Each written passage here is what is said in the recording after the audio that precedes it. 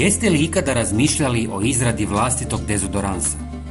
Možda niste ni svjesni koliko su kemikalije u kupovnim proizvodima štetne za vaše zdravlje.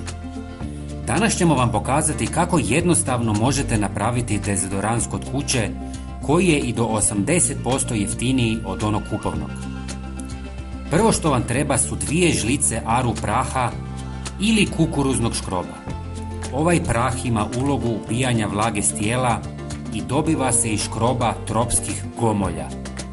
Možete ga kupiti u trgovinama zdrave hrane. Prijatelji, napišite nam odakle nas gledate.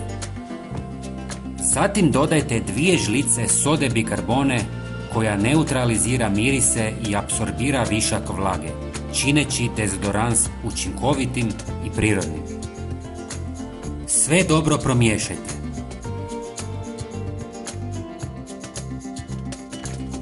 Nakon toga dodajte 3 žlice kokosovog ulja i sve dobro promiješajte dok ne dobijete kompaktnu smjesu. Kokosovo ulje ne samo da pruža ugodan miris, već i posjeduje antibakterijska svojstva koja suzbijaju rast bakterija odgovornih za loše mirise.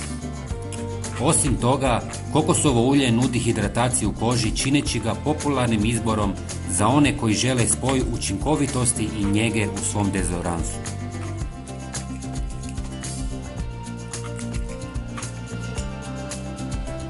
I na kraju, ako želite, dodajte nekoliko kapi eteričnog ulja poput mente ili lavande.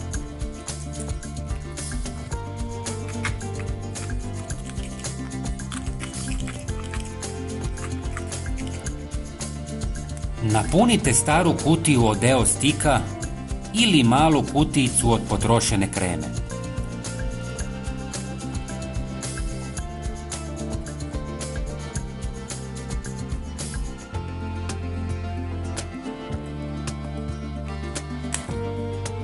Stavite dezodorans u hladnjak na nekoliko minuta.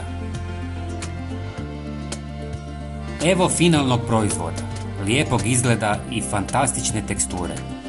Prije redovite upotrebe isprobajte malu količinu na koži kako biste provjerili moguću alergijsku reakciju na sastojke. Sada imate prirodan dezodorans koji pruža dugotrajnu svježinu, a istovremeno je pristupačan i nježan prema vašoj koži. Dragi prijatelji, bilo bi nam drago da podijelite ovaj video sa prijateljima i pretplatite se na naš kanal. Hvala vam puno. Pozdrav!